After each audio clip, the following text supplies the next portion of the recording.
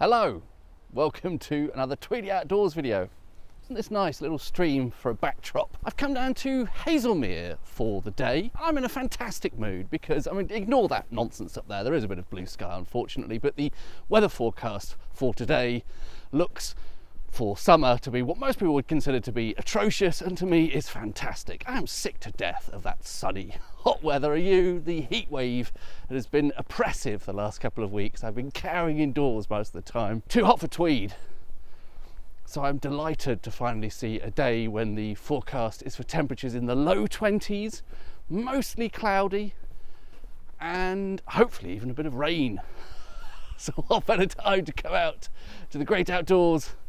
I'm planning a walk from Haslemere to roughly the Devil's Punch Bowl. I have a bit of a soft spot for Haslemere. I've been here a few times before in these videos, or at least once. It's nestled in between the Surrey Hills to the north and the South Downs, or at least the South Downs National Park. The northern edge of that is just to the south of Haslemere. When I've been here previously, I've usually headed south from Haslemere, gone to Black Cap, the estate that was formerly owned by Tennyson. I think I made a Thai curry there, didn't I? Of course I did. Very formulaic content once again, sorry. This time for a change, I'm heading north, more into the Surrey Hills. The Devil's Punch Bowl is in the Surrey Hills, I believe, sort of. A bit of family history here, in fact, as well. My great-grandparents moved here for a while during World War II to escape the bombing, which was pretty severe, in Portsmouth. I was a little bit unsure about this first section of the walk, how I was going to get out of Haslemere into the more open bit of countryside, but this has been a delight already. Look at these pleasant, leafy, quiet country lanes. Oh, it's starting to rain. This is fantastic. Everything I could possibly have dreamed of. Ah, look at that cloud. It's not hot, it's not too hot for tweed, and it's raining. Brilliant. I was already perfectly satisfied with that road back there, that country road. I'm not going to sing. But look at this, even better. A holloway of sorts. Track going up the hill here. Sign back there saying it's a public byway. Fantastic. That looks a bit rude, doesn't it? But I believe it says Pucksfold. Pucksfold, puck as in fairy. P-U-C-K. I had a little bit of a climb there, so it is veering on too hot for tweed, but I'm really determined to keep the jacket on as long as possible. I think this road I've come out onto here is actually the original, possibly, I may have got this wrong, but the original old Southampton Road, sometimes called the Portsmouth Road, the thing that grew into the A3 as we know it today.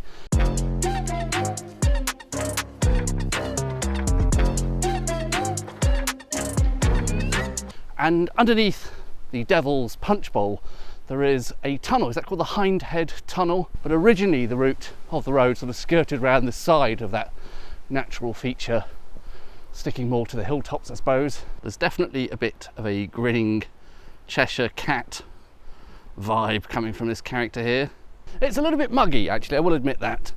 And that's perhaps an interesting segue later to talking about Gibbet Hill, an area that was rife with footpads, so it was pretty muggy in those days as well, but in a different sense. Very sandy soil here. I assume this is some kind of heath. And I think that's also a habitat that winberries, bilberries often like. Are we a little bit too early? Or is it just not a good season for them? Are we too late? Even can't be too late, surely. It's looking a bit better here on the winberry, bilberry or wild blueberry front. They're very, very small. Perhaps I can put my weird hand in shot for reference. Don't know if that helps really. Very consistent colour scheme, I would add as well. It's all purple. We've either got the blueberries, which are of course really more purple than blue, or the heather. I have decided to stop for a bit and collect a few of these bilberries. They're small. I know bilberries are meant to be small compared to commercial blueberries. This is the wild variety, and wild things tend to be kind of on the small side, but they just look too good to leave on the bushes.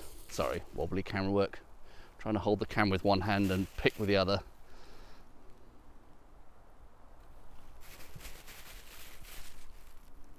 That can go in my lunch. That'll be fancy. It's not an incredible haul. They're in that category of foraged foods where it's actually more energy required to forage them than the energy you get from eating them, possibly. Did get a couple at a slightly better size, a bit closer to proper blueberries there, but it will add a bit of colour, a little bit of extra flavour to my lunch, so they'll do me. It's starting to rain now.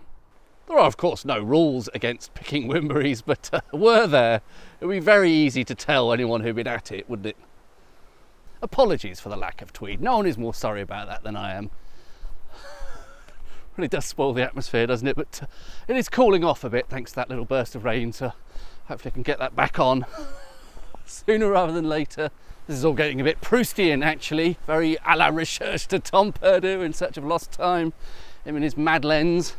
The smell of bracken, very reminiscent of summer holidays spent in the Wye Valley. My dad lived for a time when I was a child / teenager. I used to go to the local woods there and pick winberries. Here we go then, Gibbet Hill. Are you ready for one of those segments where I stand up and talk to camera as though I'm doing a BBC documentary from the period of history when BBC still made those kind of documentaries and let middle-aged men present them? I've put the jacket on to give it a bit more gravitas. Gibbet Hill, here is the trig point there atop.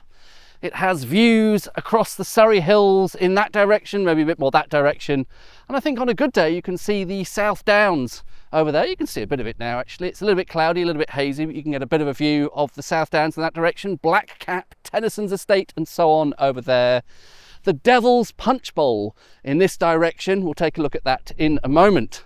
The gibbet from which Gibbet Hill takes its name would have stood roughly on the site of where this Celtic cross is. This was erected in 1851 by Sir William Earl, apparently to try and dispel some of the rumours of this area being haunted. Just down from the Celtic cross there, and this is actually a bit of tarmac here. I think this could even still be a remnant from when the A3, it can't have been the A3, surely this wasn't wide enough. I think this was, at least at one time, the old Southampton Road. Here we go, we have a milestone here. As a sign over there says, we are indeed on the old route of what was sometimes called the London to Portsmouth Road, or the Southampton Road that later became the A3. And this milestone is now back in its original position during the construction of the HindHead Tunnel. It was found lying in some undergrowth partway down the hill towards the Devil's Punch Bowl there, and using old maps they were able to establish its original location here, because if you look at some of those old maps, we've seen this before, they were often marked, the individual milestones were marked on the map. So this is back where it originally always was, in the days of the Turnpike roads from London to Portsmouth or Southampton. Finally here we actually get a bit of a glimpse of the Devil's Punch Bowl itself, and I wonder if that wider track down there was the A3 prior to the building of the HindHead Tunnel.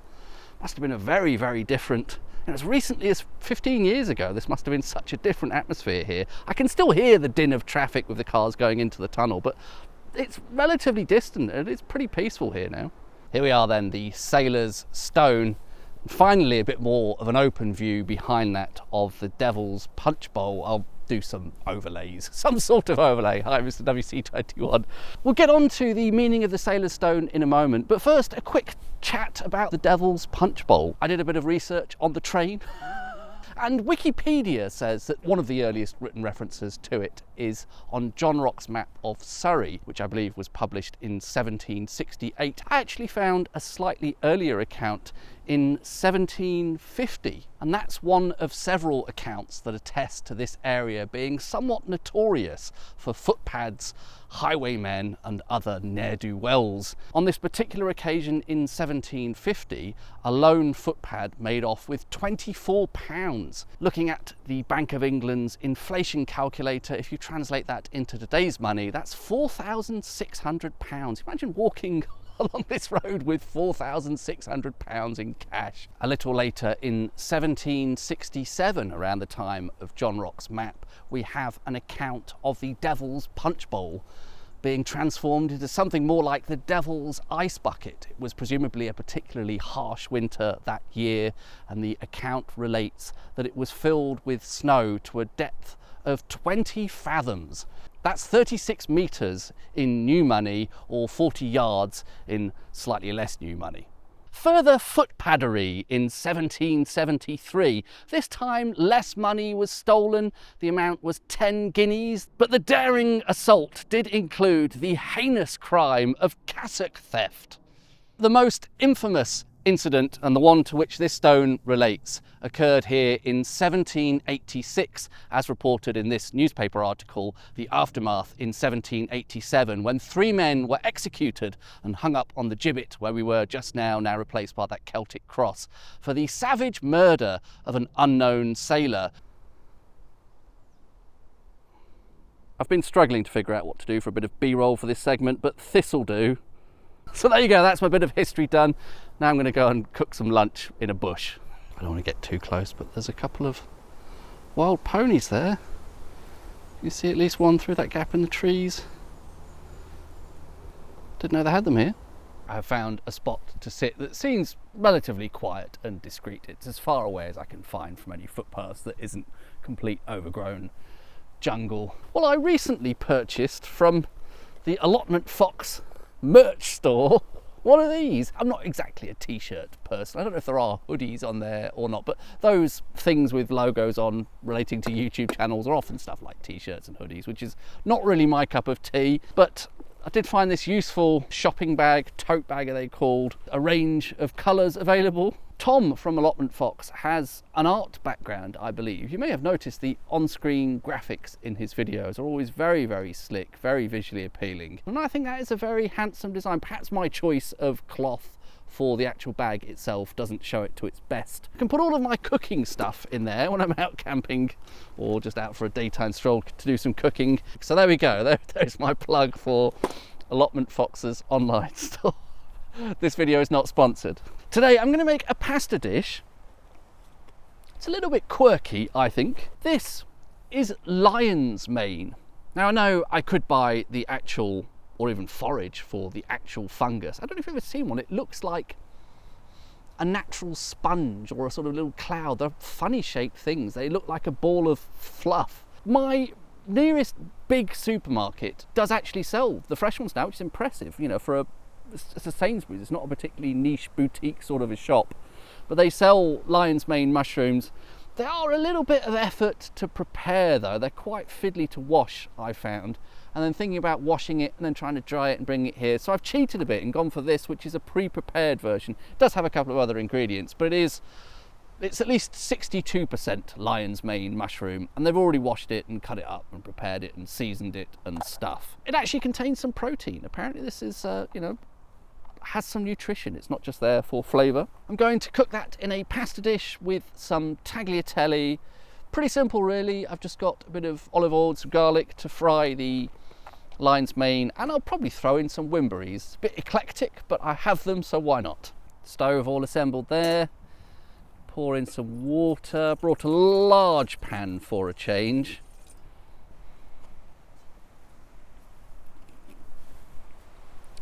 It was like this magic moment when the flame burst to life.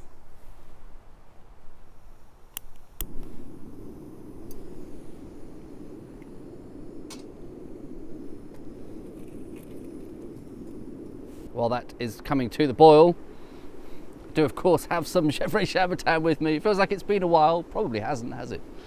If you're interested in knowing what it tasted like, whatever corner that's going to be in.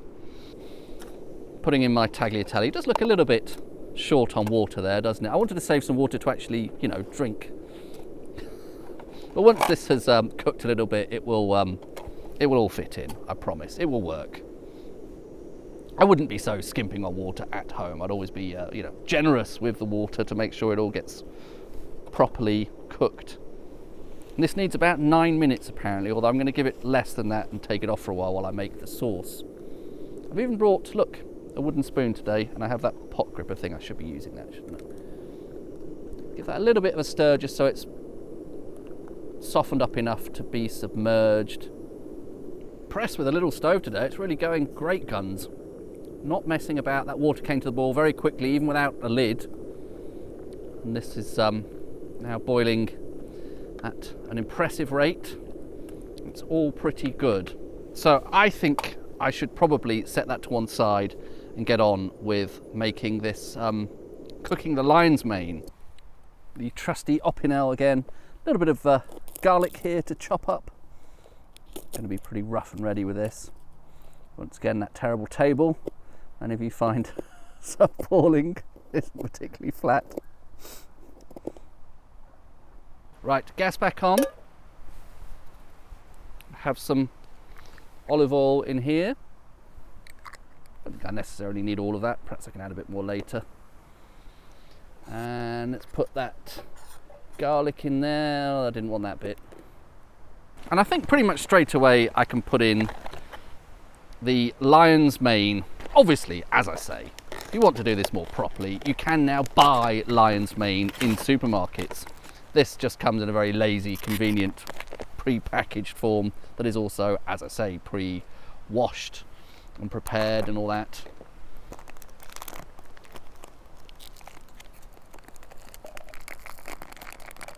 That can all just go in there.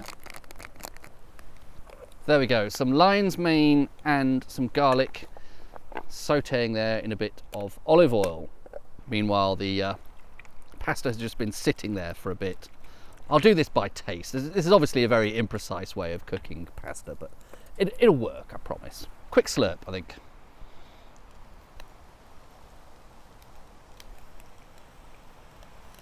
That is actually very nice. Ah yes, I said I was going to put the winberries in, didn't I? Can I be bothered giving them a wash? Well, they're going to get cooked. Who cares? This is rustic cooking.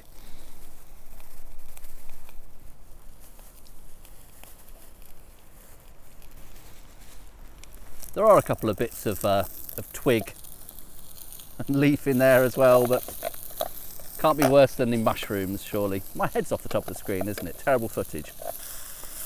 Looking nice, giving that little bit of colour. I think that looks pretty exciting. Don't know about you. To deglaze, rather than the usual extravagant use of Gevrey Chambertin, this is mirin. It is a sweetened, for those of you not familiar, a sweetened Japanese rice wine that you use in Japanese cooking a lot. I think it gives a lovely flavour. Apparently Buddhist monks would eat lion's mane mushrooms, it said on the blurb on this box. I've never heard that before.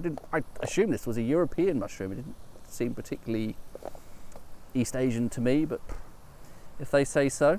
Might steal a little bit of that starchy pasta water to help make a sort of sauce out of that. Deglaze further. I don't know that that really needs a lot more cooking than that. Those lion's mane mushrooms were browning a little bit earlier. Let's perhaps test the state of the tagliatelle. Looking at me, Clive. So perhaps just give the tagliatelle there another minute and that'll be more or less done. Doesn't that look... Well, if nothing else, you've never seen this before. I've never seen this before. I only thought this up on the way here. Winberry and lion's mane mushroom. Only on Tweedy Outdoors. Tried another bit of this. I think that will be good enough. I like it al dente. So I'm going to do a half-assed job of draining off that liquid and then I'll combine all the ingredients. Perhaps in the big pan, give it more room. Right, it's going in the big pan. That ship has sailed. Got a bit of a mix around. This is really weird cooking, isn't it? Final touch. I have some grated Parmesan cheese. Sprinkle that on top. Feels weird now that it's got the fruit, winberries and Parmesan. Don't knock it until you've tried it, and I haven't tried it yet. And that will probably also help sort of thicken the whole thing a bit, and so on. There we go. Very unusual dish. Shall we try a little bit of that lion's mane mushroom in a garlic, mirin and winberry sauce with Parmesan cooked in the woods? I think that's delicious. Really nice, quite meaty texture to it.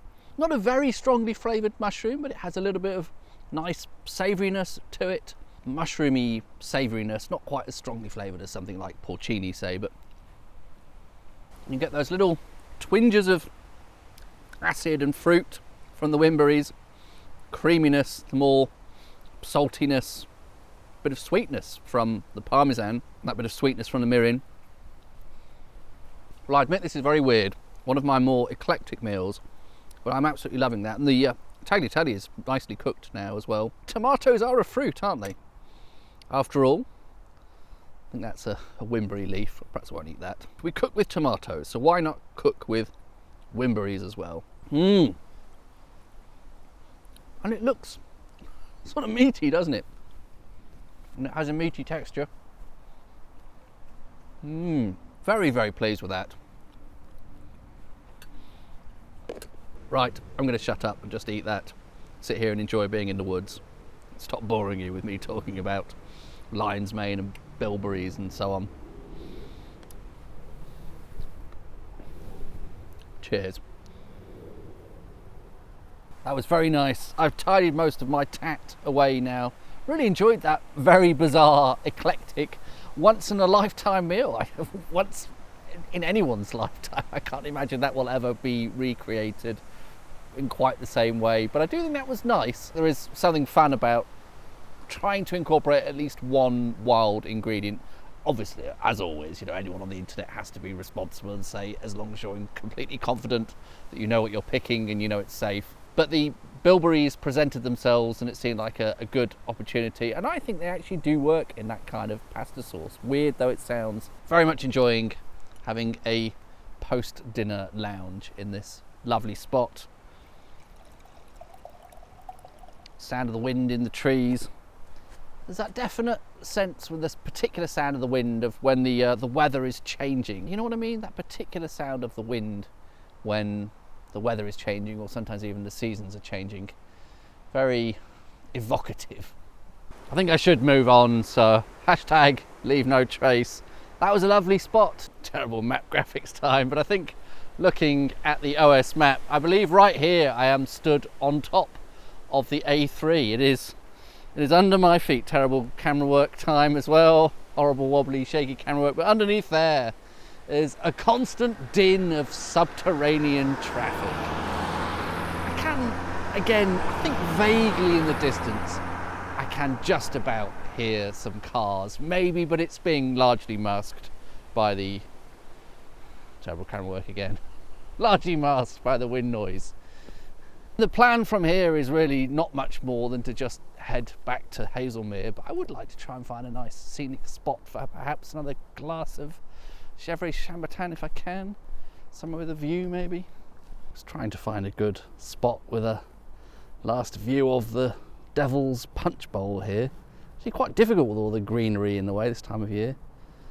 The camera doesn't seem to want to fix the lighting. Oh, it's going dark again, isn't it? If you've seen enough of the Devil's Punch Bowl, it's a natural formation. I think that's the key thing, isn't it? Big hole in the ground here. Not quite sure what the intended purpose of this assemblage is. It's almost as though someone wanted to build a set of stocks for that cruel public humiliation / punishment beloved of the medieval era, but in a Spinal Tap-esque misunderstanding. They got the dimensions of the holes wrong. I do seem to be more or less retracing my steps on the way back. Running out of things to say of it on my return to Haslemere. Slightly reluctant to head back to the big city. It's been very, very nice being out in the countryside today. But alas, I can't stay here forever. I've actually ended up walking back into Haslemere via a slightly different route. I just missed the turning that I used on the way here. It's a really atmospheric old road with these steep-sided banks. The beach, I think, trees growing out of them, covered in moss, brickwork here or stonework here and there. Look at that. I have made it back to Haslemere station. Bit of a wait for the next train, 20 something minutes. Would have been nice to sit in the pub for a bit. There is something across the road from the station over there that looks like it used to be a pub, but I don't think it is anymore. It's now called Harper's Steakhouse Bar and Rooms. None of that sounds like a pub to me, and it looks crap as well. It just looks plain crap. So I won't bother with that. I suppose I'll just sit here for 20 minutes then. full of beans on the way out. Enjoyed lunch, that was really good. I hope there was some edutainment value in my talkie to camera bits about the Devil's Punch Bowl et al. My mood did sink a little bit towards the end. I think just the realisation of going back to London maybe. But certainly very nice for the first 2/3 or so. So thank you very much for watching, and I will see you on the next one. Bye bye.